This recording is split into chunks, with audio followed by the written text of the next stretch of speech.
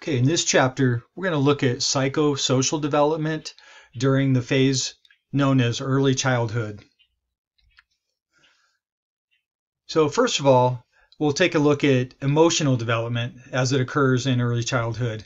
So a couple things to be aware of, is emotional regulation starts to develop between the ages of 2 and 6, and this is considered pretty much one of the most important psychosocial accomplishments during that age period.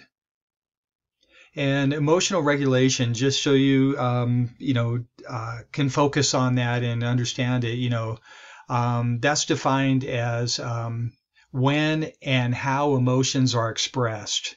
So definitely children at that age, they will start developing better emotional regulation than they previously demonstrated in their earlier development.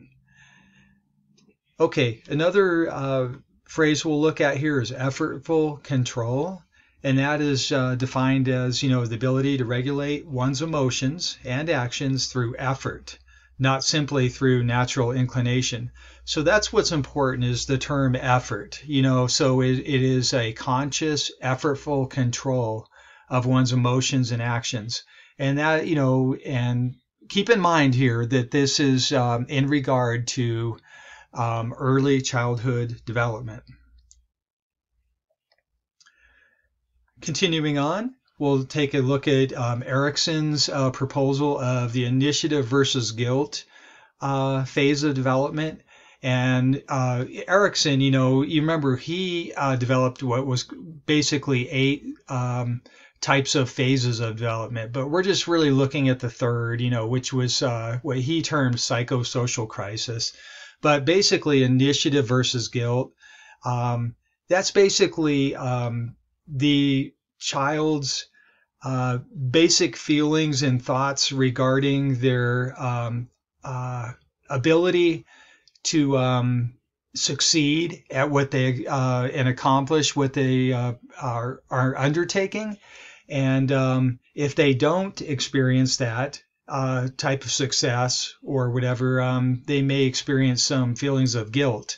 And so guilt is, defined here as self-blame that one experiences when one doesn't when one does something wrong.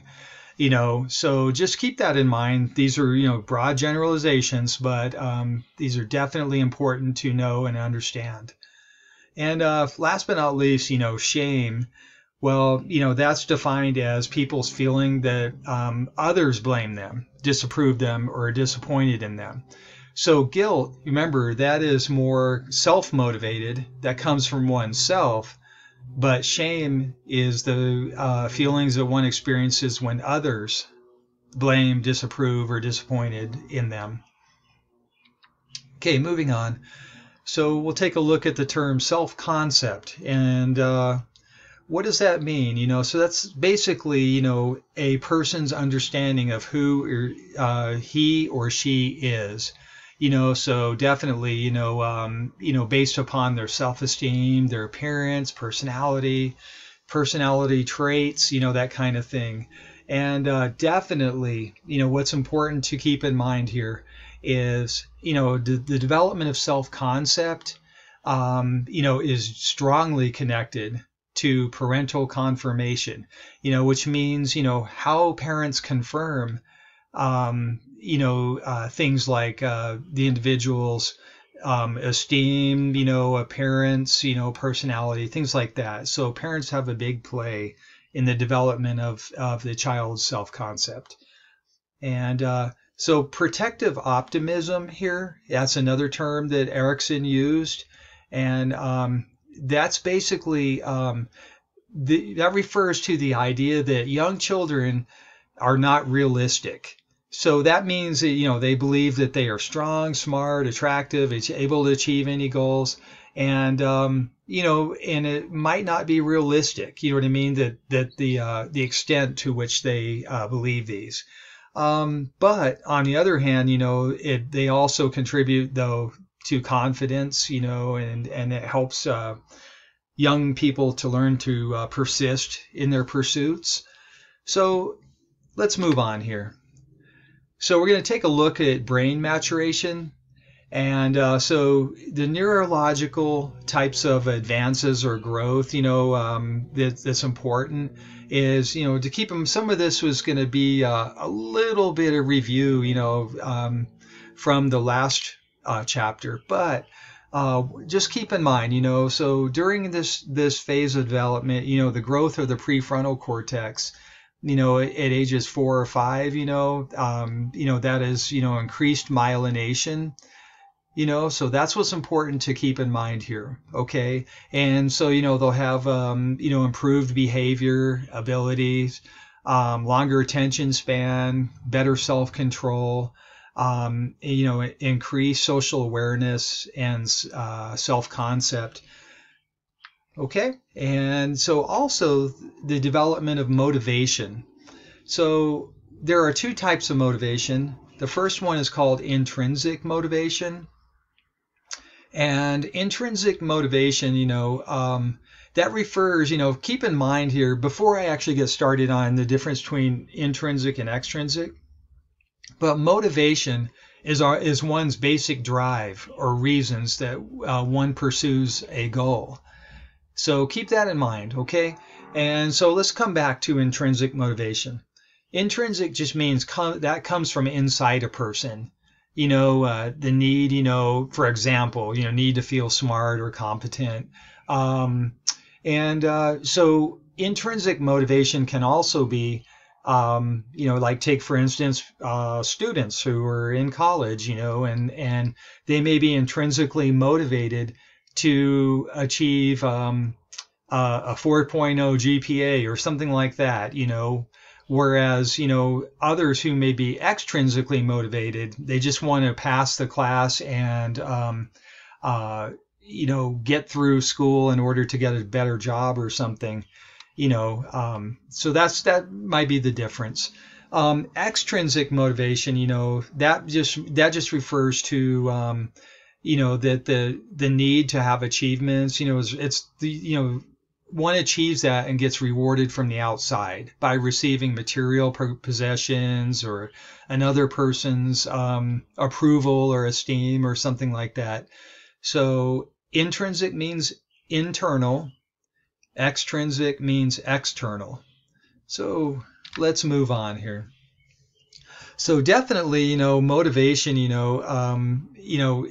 carrying on that conversation, at ages 3 through 7, that children may develop, imaginary friends.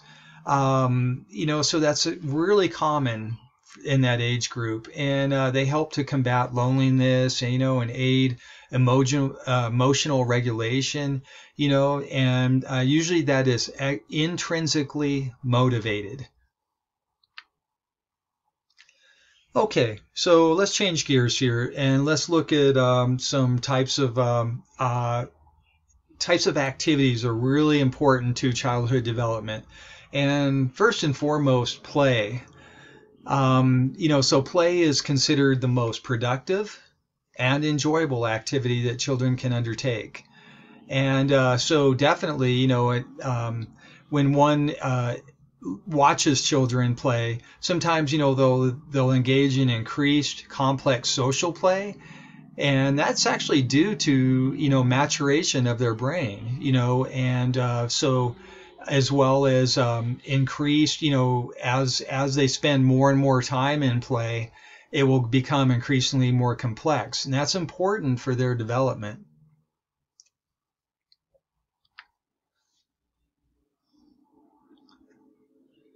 Okay, so we'll just take a quick look at Playmates, so definitely, this, specifics vary, but as a reminder, play with peers is one of the most important areas in which children develop their positive social skills.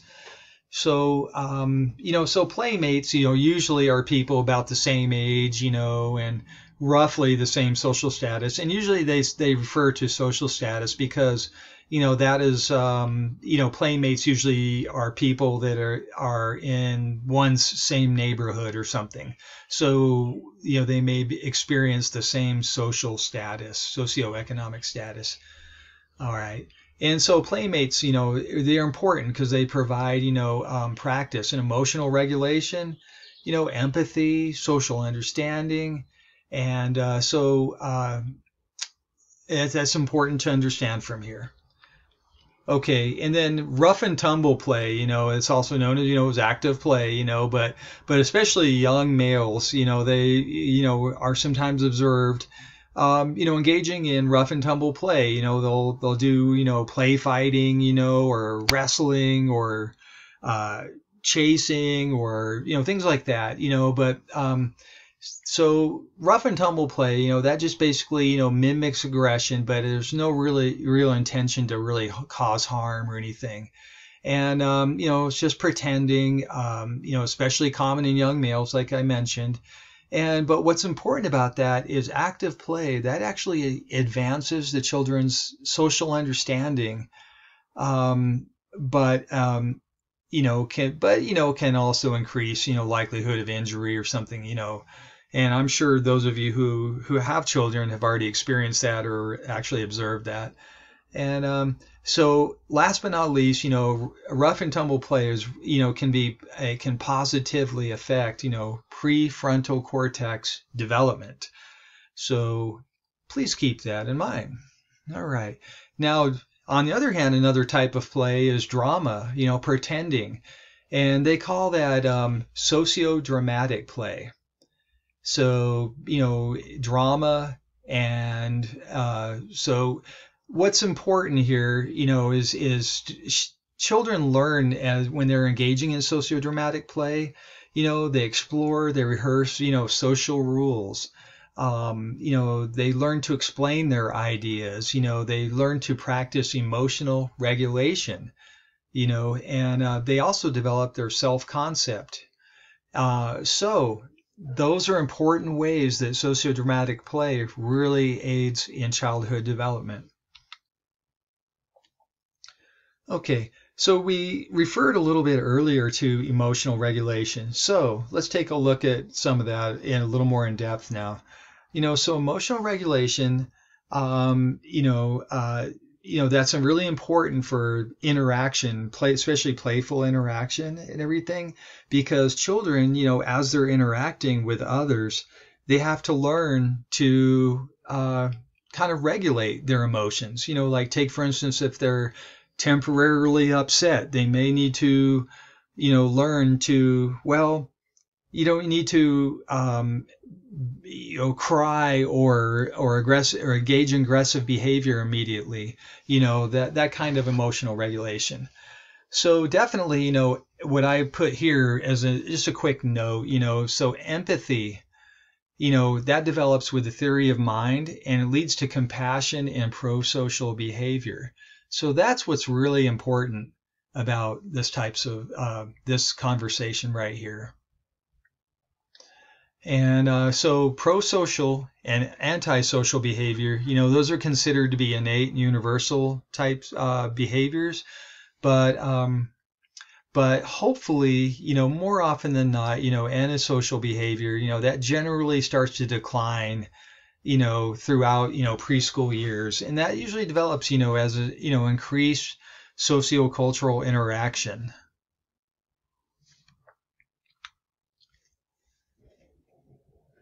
All right, so we're going to take a look at some types of caregiving and specifically types of parenting. So you guys may have heard, some of these terms, but we're just going to take a look, at each one, the definition of each one and try to gain a little more insight into each. So first of all, authoritarian parenting. That means, that the parent will have high standards, strict punishment, and little communication. So authoritarian parenting, basically that's when the parent just says, hey, do as I say, not as I do. You know what I mean? That's authoritarian type parenting. On the other hand, permissive parenting, that's basically, characterized by high nurturance and communication, but usually there's very little discipline, guidance, or control.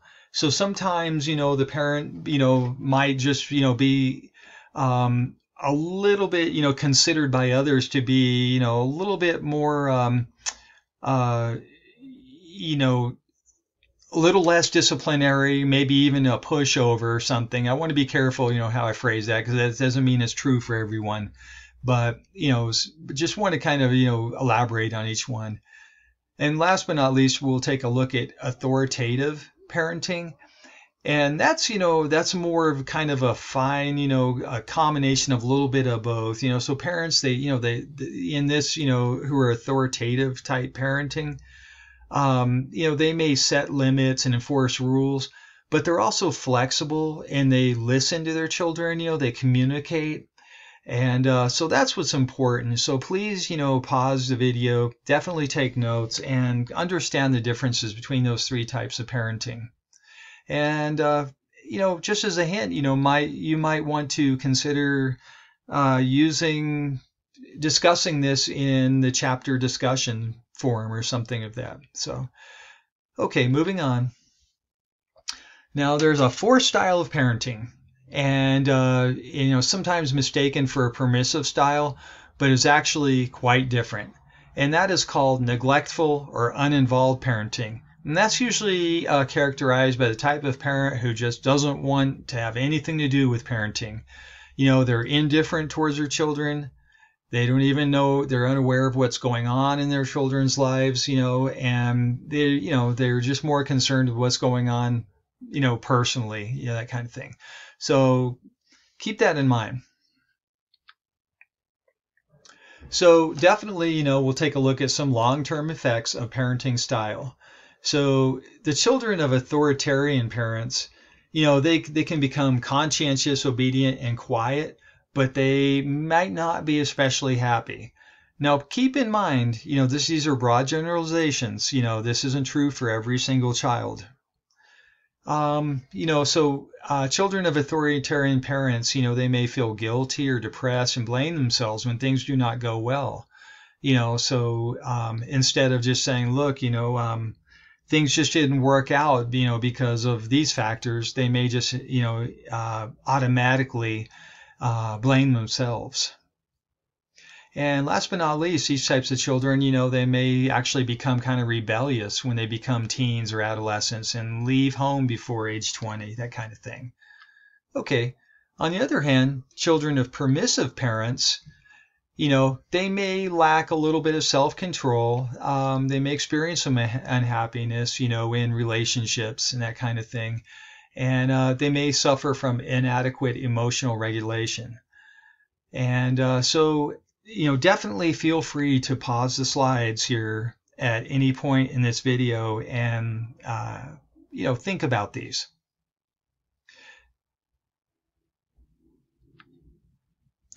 Now, children of authoritative type parents, they tend to be a little more successful, articulate, happy with themselves, and generous with others.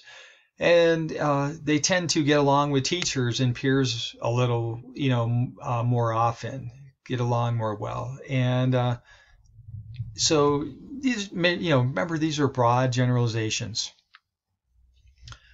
So definitely parental, influence, that can affect, a child's temperament. Definitely the parent's personality, that is a factor in the way they parent, and definitely the social context. Some, types of, well, we'll leave it at that for now, and we may go a little deeper further on in this conversation.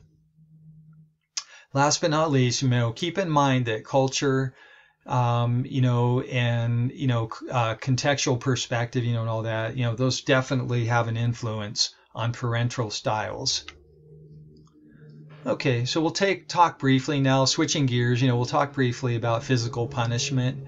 So what's important to know here, is, that all depends on the adults, the parents, their values, their temperament, their experience, and their culture, that kind of thing. And so that will greatly influence whether they, punish or how they punish children. And so, there's been, a lot of controversy whether, physical punishment is harmless, or not, so, you may want to pause the video and think about either your experience or your observations and, what do you think about this?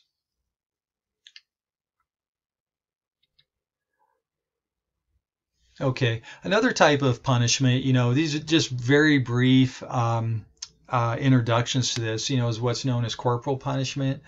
And so that means definitely corporal punishment is a little more of a physical type punishment. It can physically hurt the body, such as slapping, spanking, and what's important to know, is this type of punishment, that may increase, obedience temporarily, but it also increases, the later possibility of bullying, delinquency, abusive behavior, and can also inhibit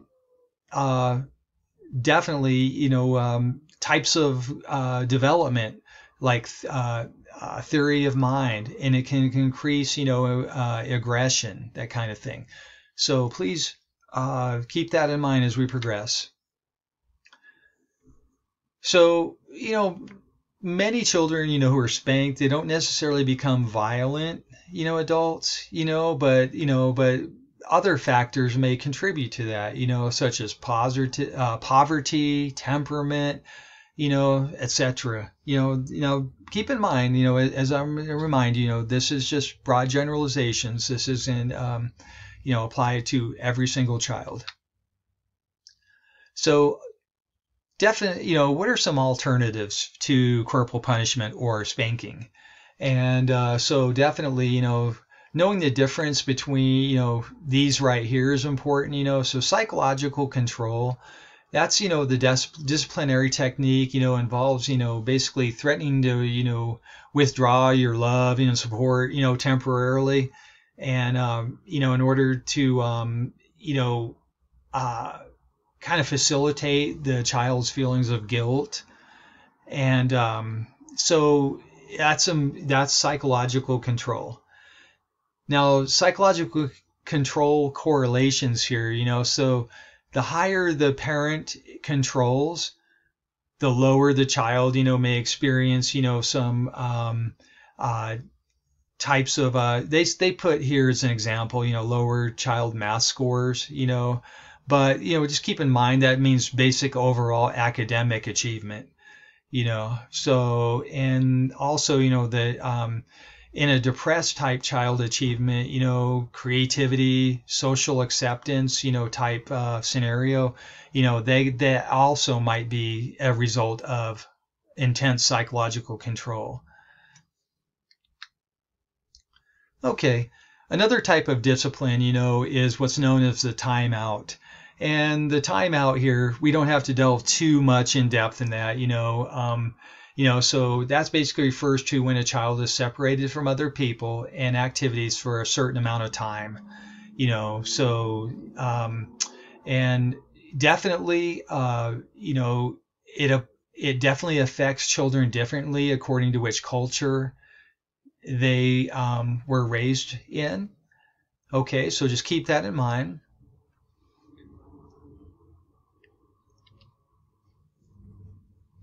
Okay, so we're going to change gears once again, and we're going to just take a look at, sex and gender.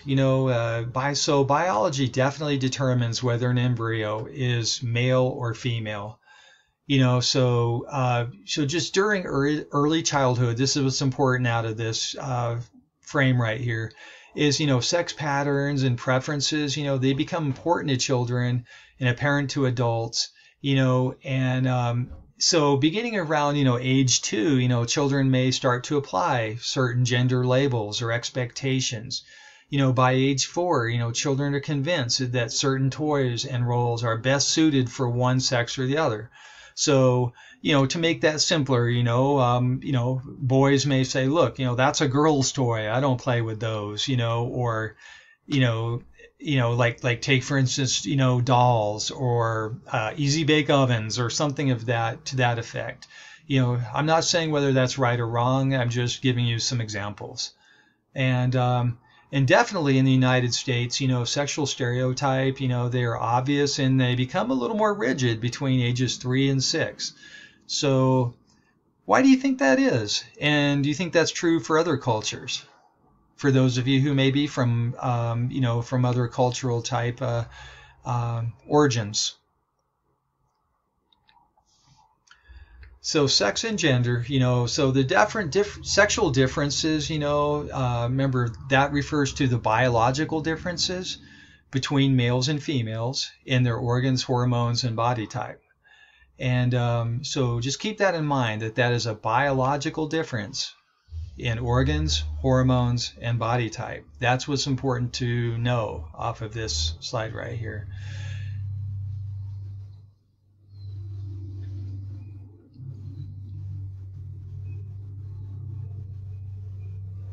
Okay, so we're going to take a look, the theories of gender role development.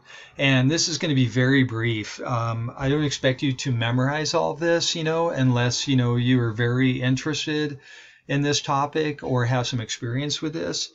So first and foremost, behaviorism, that can be have an effect on the development of one's gender differences. And so that's the product of an ongoing reinforcement and punishment, so behaviorism, that refers to, the types of behavior and thought processes that are learned. So, definitely learned through one's environment, like one's family, one's, culture, et cetera, et cetera. And then another type of theory that we're going to talk about very quickly is social learning theory. So that's when children notice, the ways that men and women behave and internalize the standards they observe. So, and to put that into simpler terms, social learning just means, basically children learn through observing, others in their environment. And we're going to take a brief look at some cognitive theories. And so a cognitive theory, of gender role development, that, can offer, an explanation for the strong gender identity that becomes apparent at about age 5.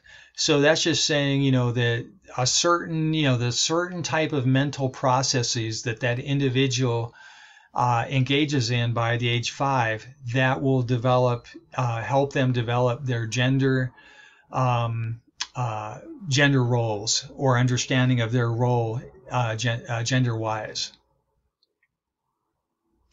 So they talk about the term gender schema, and schema, all that refers to basically, is through one's observations and experiences, one will develop, their general belief about the differences in their sex. That's all. So young children, they categorize themselves and everyone else as either male or female, and then think, then their thinking and behavior starts to develop accordingly. So just as a reminder, social cultural theory, that stresses the importance of cultural values and the customs. So remember, definitely culture has an important effect, on the development of gender role.